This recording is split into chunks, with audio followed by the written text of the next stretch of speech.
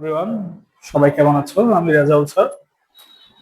আজকে বরাবরের মধ্যে আমরা অষ্টম শ্রেণী প্রথম অধ্যায়ে যে প্যাটার্ন আছে সেই প্যাটার্নের উপর আলোচনা করব।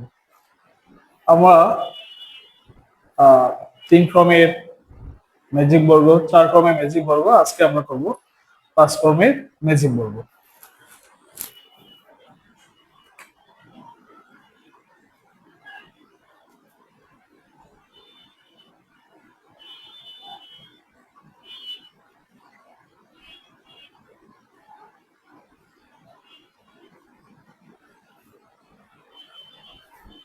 পাঁচক্রম ম্যাজিক বর্গ করার আগে তোমাদেরকে আমি একটা জিনিস শিখাবো। সেটা হলো ম্যাজিক বর্গর সংখ্যা কিভাবে, এই ম্যাজিক বর্গ সংখ্যার ভিতরে মান কত আসবে সেটা আমরা কিভাবে নির্ণয় করব।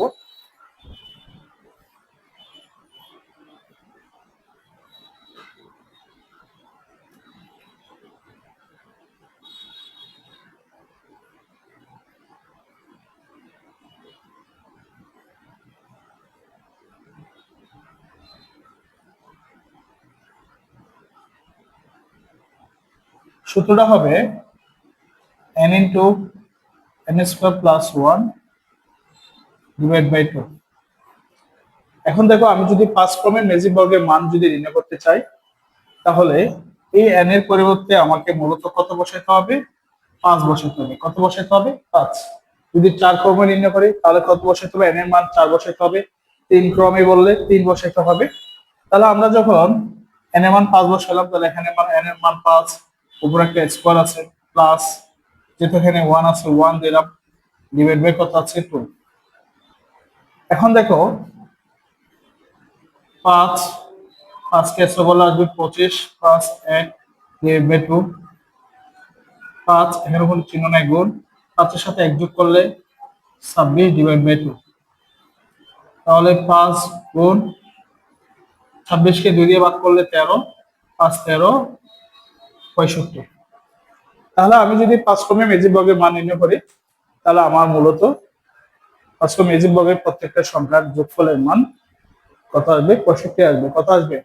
65। তাহলে তোমরা এই সূত্রটা মনে রাখবে। ম্যাজিক বর্গের 3 ক্রমের ম্যাজিক বর্গের মান কত আমরা মুখস্থ শিখতে রাখতে বলছিলাম 15, 4 ক্রমের মান কত? 34, 5 ক্রমের মান এখন কত পেয়েছি আমরা? 65। এবার পরে আমাদের যত ক্রমের মান বের করতে বলবে তত ক্রমের মান এই সূত্র দিয়ে আমরা কি করতে পারবো? বের করে ফেলতে পারবো। তাহলে ম্যাজিক বর্গের মানটা যদি বের করতে হয়, তাহলে আমাকে এই সূত্র দিয়ে বের করতে হবে n into n square plus 1 divide by 2। ঠিক আছে? এখন আমরা ম্যাজিক বর্গটা নির্ণয় করবো। ম্যাজিক বর্গ অঙ্কন করতে হলে তোমাকে আগে সর্বপ্রথমে একটা বর্গ অঙ্কন করতে হবে। আমরা একটা বর্গ আঁকতেছি সুন্দর করে। যেহেতু আমাদেরকে 5 ক্রমে বলেছে, তাহলে আমরা কি করবো? 5টা করে রেখা টানবো। 1টা, 2টা, 3টা, 4টা, 5টা। সেম ভাবে এদিকেও 5টা দিব। 1টা, 2টা, 3টা, 4টা, 5টা। এরপরে মানটা আমরা কোথায় ধরবো? দেখো, এখানে আমাদের 25টা সংখ্যা বসবে, 1 থেকে 25 পর্যন্ত। তাহলে কিভাবে বসবে সেটা মূলত আমরা শিখবো। এখন দেখো, আমি এখানে কত বসালাম? এই ঘরে 2টা বাদ দেবো, এই ঘরে 2টার সঙ্গে বাদ দিলে এখানে আমরা কত বসালাম? 1। তারপরে আমি এই কোণা বরাবর টানবো। এখানে কোনো ঘর আছে? নাই। তাহলে আমরা কোথায় যেতে হবে? নিচে। 2 2 এর পরে এখানে যাব কোথায়? 3 3 এর পরে এখানে কোনো ঘর নাই, তাই এই বরাবর চলে আসবো। 4 4 এর পরে এখানে আসবো 5 5 এর পরে এখানে তো একটা সংখ্যা আছে ঘরে, তার জন্য আমি 5 এর নিচে নেমে আসবো। যদি সামনে সংখ্যা থাকে পরের ঘরে, তো আমরা নিচের ঘরে চলে আসবো। 6 6 এর পরে 7 7 এর পরে এখানে 8 8 এর পরে এখানে কত? এই ঘরে তো নাই। আছে? এখানে কোনো ঘর আছে? নাই। তাহলে আমরা কোথায় নিচে চলে আসবো? নিচে। এটা বরাবর নিচে চলে আসবে। 9 9 এর পর এখানে কোনো ঘর নাই, তাহলে এটা বরাবর এখানে চলে আসবে। 10 10 এর পর এখানে কোনো ঘর আছে? আছে, তবে এখানে মান আছে। যখন মান থাকবে তখন আমরা এই ঘরের নিচে চলে আসবো। 11 11 পর এখানে আসবে 12 13 14 14 পর 15। তারপর দেখো, 15 পর এখানে কোনো ঘর আছে? নাই। তাহলে এটা যেহেতু ঘর নেই, আমরা নিচে নেমে যাব। নিচে আমরা কোথায় আসবে? এই ঘরে। 16, এখানে কোনো ঘর নাই তাহলে এইদিকে চলে যাব। 17, যেহেতু এখানে নাই তাহলে এই জায়গায় চলে আসবো। এখানে যেহেতু নাই তাহলে নিচে ঘরে চলে আসবো। 18, 19, 19 এবং 20, এ ঘরে মান আছে। মান ঘর থাকলে তো 20-এর নিচে। 21, 21-এর পরে কত আসলো? 22। এখানে কোনো ঘর আছে? নাই, তাহলে আমরা কোথায় চলে আসবো? এই ঘরে। 22-এর পরে 23, 23-এর পরে 24, তারপরে দেখো এখানে কোন ঘর আছে? নাই, তাহলে নিচে চলে আসবে 25। আমরা মূলত সবগুলো ঘরের মান কি করলাম? ফিল আপ করলাম। এখন আগে দেখবো, আমরা একটু আগে 5 ক্রমের মেজিক বর্গের মান আমরা জানি কত হয়?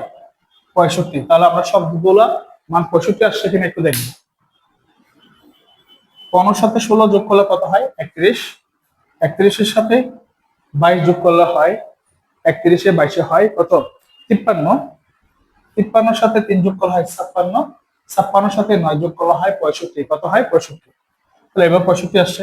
এভাবে দেখি, 17, 24-এ 41, 41 একে 42, 42 8 50, 15 65।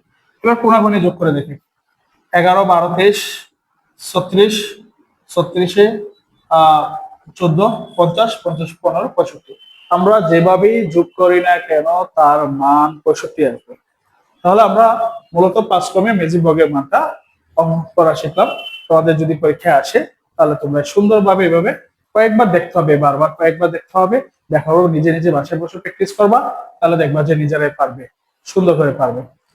সবাইকে ধন্যবাদ।